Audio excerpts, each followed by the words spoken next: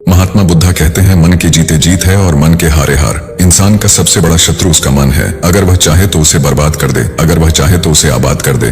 नमस्कार दोस्तों, स्वागत है आपका हमारे इस YouTube चैनल में। आज की कहानी में हम जानेंगे कि मन में उठ रहे गंदे विचारों को कैसे खत्म करें। दोस्तों, हमारे मन में गंदे विचार क्यों आते हैं? हम नहीं चाहते, लेकिन फिर भी हमारे मन में गंदे विचार आते रहते हैं। लेकिन मन हमारा सबसे बड़ा दोस्त और मन ही सबसे बड़ा दुश्मन क्यों है? जब हम अपने मन की बात मानते हैं तो हमारा मन ही हमारा नेतृत्व करता है, और जब हम मन को संतुलित कर लेते हैं तो हम अपने जीवन में हर चीज का ध्यान रखते हैं। हम अपने मन में आने वाले गंदे विचारों को रोकने की कोशिश करते हैं, लेकिन जितना अधिक हम रोकते हैं उतना ही ये विचार हमारे अंदर प्रवेश करते हैं। जितना अधिक आप किसी चीज से दूर भागते हैं, वह चीज आपको अपने पास ले जाएगी। इसलिए उस चीज से दूर मत भागिए, उस पर संतुलन बनाए रखिए।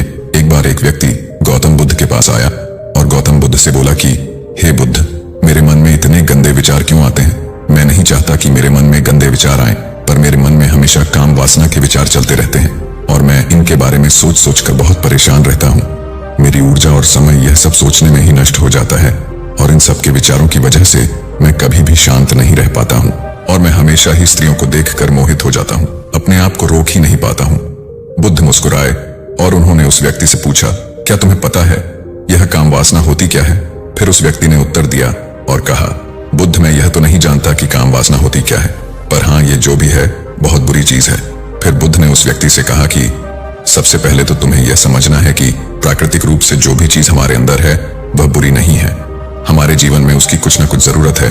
वासना कोई बुरी बात नहीं है। यह तो हमारे मन की एक भावना है जो हमें किसी न किसी चीज की कमी का एहसास करवाती है, और फिर हम उस चीज को पाने के लिए उस चीज की तरफ आकर्षित हो जाते हैं। जैसे अगर तुम्हारे पास धन की कमी है तो तुम्हें धन पाने की वासना उत्पन्न हो जाएगी।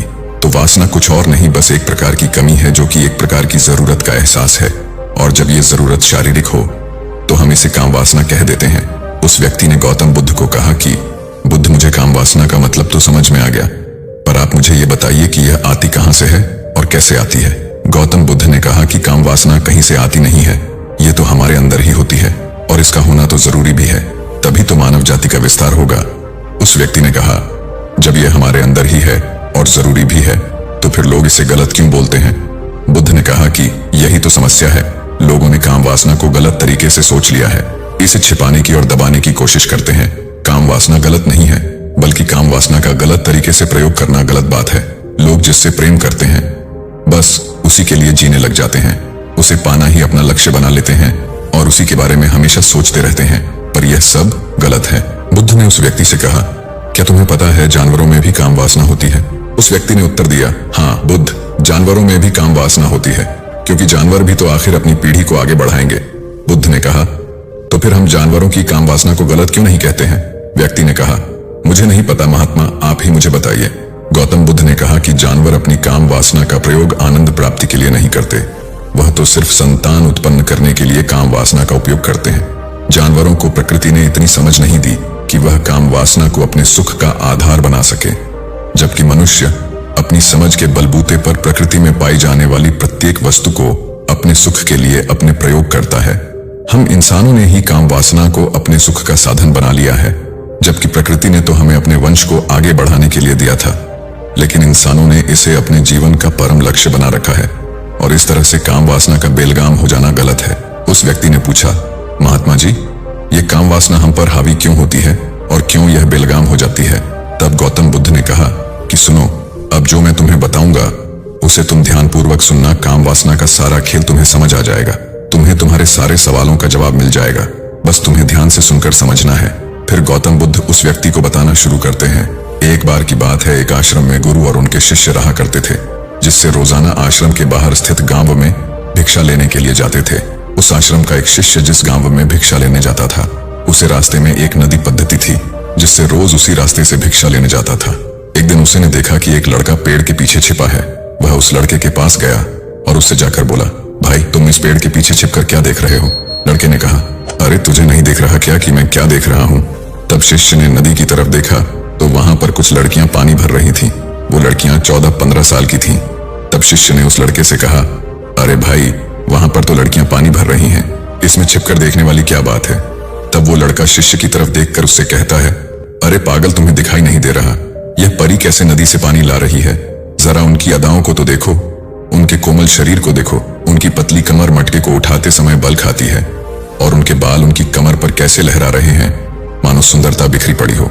उसने फिर से नदी के किनारे देखा, और इस बार वह नदी के किनारे देखता रहा। अब कुछ भी दिखाई नहीं दे रहा था, और वह बिल्कुल निडर था। उसे किसी भी चीज का कोई डर नहीं था। लेकिन अब वो छिपने लगा और उन लड़कियों को देखने लगा जैसे उसने कोई अपराध कर दिया हो। और जब वो छिपकर उन लड़कियों को देख रहा था, तभी वो अचानक अंदर से कौंप गया और उसने कहा कि ये मैं क्या कर रहा हूं? मैं जो कर रहा हूं वो सही नहीं है, मुझे यहां से चले जाना चाहिए। और फिर वह जल्दी से वहां से चला गया। वो आश्रम पहुंच जाता है। आश्रम जाकर वो अपने कार्यों में लग गया, लेकिन जो अभी वह देख कर आया था वही उसकी आंखों के सामने बार बार आ रहा था। उसके मन में वही दृश्य चल रहा था। उसका दिमाग सब कुछ देखने के लिए संघर्ष कर रहा था। उसका किसी भी काम में मन नहीं लग रहा था। सुबह होते ही वह रोज जल्दी ही भिक्षा के लिए आश्रम से निकल जाता था और उस नदी के पास वाले पेड़ के पास जाता था जहां पर वह लड़का पहले से मौजूद रहता था। उसके साथ मिलकर लड़कियों को छुप छुप कर देखता था। अब वह ऐसा रोज करने लग गया। यह उसके रोज का काम हो गया। अब उस शिष्य का मन किसी भी काम में नहीं लगता था। वो हमेशा ही किसी न किसी प्रकार के विचार में उलझा रहता था। वो आश्रम के कार्यों को भी ठीक ढंग से नहीं कर पा रहा था। न वो ठीक से सो पाता था, न वो ठीक से खाना खा पाता था। उसका मन बेचैन सा रहता था। उसका मन बार बार उन लड़कियों की खूबसूरती देखने को मचलता था। जब गुरु भिक्षा दे रहे थे तब भी उनका मन किन्हीं अन्य विचारों में खोया हुआ था। गुरु ने अपने शिष्य की इन हरकतों को समझ लिया था। फिर एक दिन गुरु ने शिष्य को अपने पास बुलाया और कहा कि आज से मैं भी तुम्हारे साथ भिक्षा मांगने चलूंगा। आप और मैं एक साथ भिक्षा मांगने जाएंगे। तभी शिष्य गुरु को मना करते हुए बोला, नहीं गुरुदेव, आप परेशान क्यों हो रहे हो? मैं अकेला ही ठीक से भिक्षा मांग सकता हूँ। गुरु ने शिष्य से कहा कि ठीक है, तुम अकेले ही भिक्षा मांगने जाओ। जिससे वह तुरंत भिक्षा मांगने निकल पड़ा। सभी लोग उसे देखने के लिए उसके पीछे पीछे चलने लगे। थोड़ी दूर जाने पर गुरु ने देखा कि उनका शिष्य एक अपराधी की तरह एक लड़के के साथ पेड़ के पीछे छिपा हुआ है और छिपकर कुछ देख रहा है। गुरु भी अपने शिष्य के पीछे जाकर खड़े हो गए। उसका शिष्य क्या देख रहा है जिसे देखने के लिए वह एक अपराधी की तरह पेड़ के पीछे छिपा हुआ है? गुरु ने देखा कि उसका शिष्य पेड़ के पीछे छिपकर नदी से पानी ले रही लड़कियों को देख रहा है। तब गुरु ने शिष्य से कहा, क्या देख रहे हो? अपने गुरु की आवाज सुनकर वह डर गया और उसके पसीने छूटने लगे। वह ऐसे कांपने लगा जैसे उसने किसी चोर को चोरी करते समय पकड़ लिया हो। उसकी हालत खराब हो गई। वो कुछ भी नहीं बोल पा रहा था। दूसरा जो शिष्य के साथ था वो वहां से भाग गया। उसके मुंह से कुछ टूटे फूटे शब्द ही बाहर निकल रहे थे। वो अपने गुरु से नजर भी नहीं मिला पा रहा था।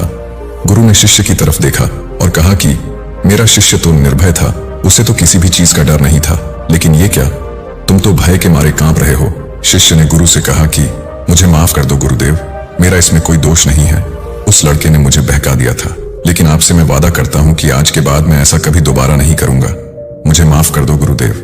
गुरु ने शिष्य से कहा कि कोई बात नहीं, पर इस बात का तुम ध्यान रखना कि हम जैसी संगति करते हैं वैसा ही फल हमें प्राप्त होता है।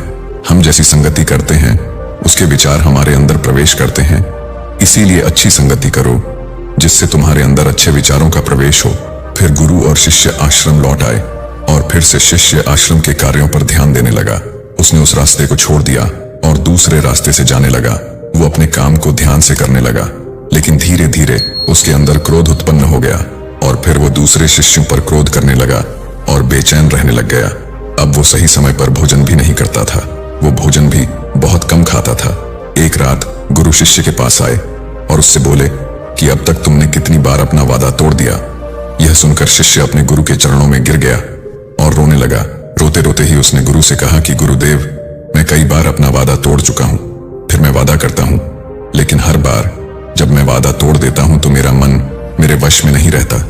मैं बहुत कोशिश करता हूं कि अपने मन से सारे बुरे विचार निकाल दूं, लेकिन चाहकर भी मैं ऐसा नहीं कर पाता।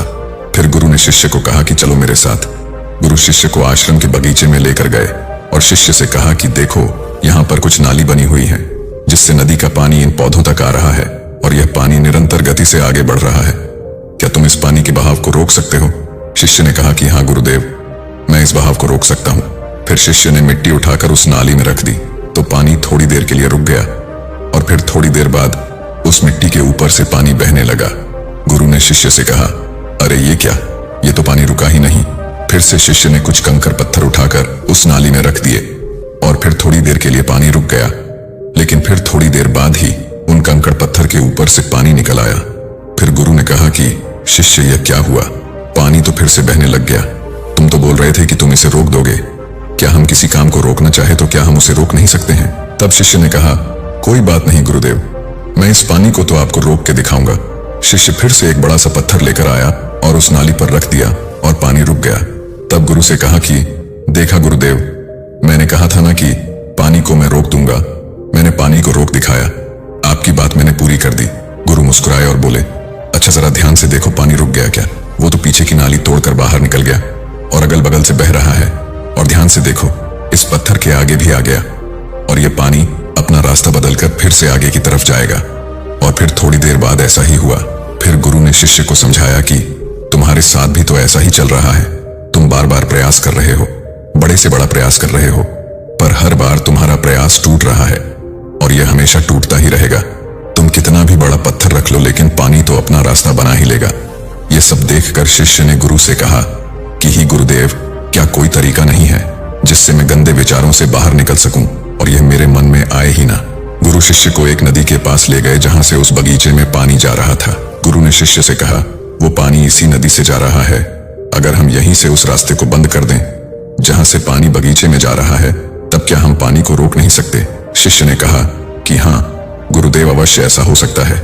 मैं इस पानी को यहीं से बंद कर देता हूं, तब आगे की नाली में पानी जाएगा ही नहीं और फिर बगीचे में पानी जाएगा ही नहीं। फिर शिष्य नदी से जाने वाले रास्ते को बहुत मेहनत करके पत्थर और मिट्टी डालकर बंद कर दिया और गुरु से कहा कि गुरुदेव, मैंने पानी को बंद कर दिया है, अब यह पानी बगीचे में जाएगा ही नहीं। तब गुरु ने कहा, शिष्य, अगर पानी बगीचे में नहीं जाएगा तो पेड़ पौधों को पानी कहां से मिलेगा?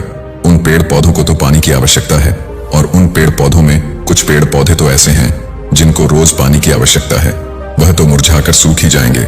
उनका क्या होगा? पानी तो हमें खोलना ही होगा। शिष्य ने गुरु की बात सुनकर वापस नदी से जाने वाले पानी का रास्ता खोल दिया। तब गुरु ने शिष्य से पूछा, शिष्य, अगर हम इस नदी के पूरे पानी को बगीचे की तरफ मोड़ दे तो क्या होगा? तब शिष्य ने जवाब दिया कि गुरुदेव, वहां पर जितने भी पेड़ पौधे हैं वो गलकर नष्ट हो जाएंगे, वहां पर कुछ नहीं बचेगा। फिर गुरु मुस्कुराए और बोले, तुम इस बात को समझो कि हमें किसी भी चीज को रोकना नहीं है, बस हमें हमेशा संतुलन बनाए रखना है। कम पानी से भी पौधे नष्ट होते हैं और ज्यादा पानी से भी पौधे नष्ट होते हैं। हमारा जीवन संतुलन से ही चलता है। गुरु ने शिष्य से कहा कि अगर मैं तुम्हें कुछ कहूं कि तुम आम के बारे में मत सोचो, तो तुम्हारे मन में सबसे पहले किसका चित्र आएगा? शिष्य ने कहा कि गुरुदेव, मेरे मन में तो पहला चित्र आम का ही आएगा। गुरु ने कहा कि जब हम गंदे विचारों को जबरदस्ती रोकने का प्रयास करते हैं तो वह और मजबूती के साथ हमारे अंदर प्रवेश करते हैं, हमारे अंदर उठते हैं। इसलिए हमें उन्हें कभी भी दबाने की कोशिश नहीं करनी चाहिए। तब गुरु शिष्य के पास गए और बोले कि बुरे लोगों की संगति के कारण भी हमारे अंदर गंदे विचार आते हैं। कभी कभी ऐसा होता है कि हमारे अंदर कामुकता नहीं होती, लेकिन कुछ अश्लील लोगों के साथ रहने के कारण वह हम पर हावी हो जाती है। तब शिष्य ने कहा कि गुरुदेव, आप सही कह रहे हैं, मैं अपने लक्ष्य से भटक गया था। तब वह शिष्य रात को बहुत शांति से सोया, सुबह पूरे मन से अपना काम किया और फिर सुबह वही भिक्षा लेने चला गया जहां वह लड़का आज भी पेड़ के पीछे छुपकर उन लड़कियों को देख रहा था। वो शिष्य नदी पर गया जहां वह लड़कियां पानी भर रही थीं। उसने उन लड़कियों से पानी मांगा। उन लड़कियों में से एक लड़की ने उसे पानी पिलाया और उस सन्यासी शिष्य के चरण छुए। शिष्य ने उसे आशीर्वाद दिया कि तुम्हारा कल्याण हो। शिष्य का मन सकारात्मक ऊर्जा से भर गया। उसके चेहरे पर मुस्कान आ गई थी, जैसे उसे कोई खोई हुई चीज वापस मिल गई हो। वह अपने रास्ते पर वापस जाने लगा। तभी पीछे से वह लड़का आया जो पेड़ के पीछे छिपा था। वह शिष्य के पास आया और बोला कि क्या बात है, आज तो तुमने करीब से देखा है, आप तो मुझसे आगे निकल गए। तब शिष्य ने कहा कि हम हमेशा दूसरे के दर्शन करने में ही व्यस्त रहते हैं, अपने दर्शन कर ही नहीं पाते। तुम कब तक इस पेड़ के पीछे छुपते रहोगे? किसी को पसंद कर लो, उससे बोल दो, अगर वो भी तुम्हें पसंद करती है तो शादी कर लो और उससे पहले तुम कुछ बन जाओ, अपने आप को पहचान लो। ऐसे अपना समय बर्बाद मत करो। फिर वह लड़का रोज उस शिष्य से मिलने लगा और उस लड़के ने नदी पर जाना छोड़ दिया और फिर वो लड़का अपने जीवन में कुछ बनने के लिए संघर्ष करने लगा। तो तुमने देखा संगति का असर क्या होता है। अपनी संगति बदलो, अपने विचार बदलो। बुद्ध ने उस व्यक्ति से पूछा कि क्या तुम्हें तुम्हारे सारे सवालों का जवाब मिल गया? तब उस व्यक्ति ने कहा कि हाँ महात्मा जी, आपका बहुत बहुत धन्यवाद। तब गौतम बुद्ध ने उस व्यक्ति से कहा कि जब तुम्हारे मन में गंदे विचार आए तब आप अपने आप को दोषी मत मानो। ये शरीर है और यह सब हजारों वर्षों से सिखाया गया है। ये केवल तुम्हारे सोच लेने से, शपथ लेने से ये टूटने वाला नहीं है, लेकिन तुम्हारे पास वो शक्ति है, वो ऊर्जा है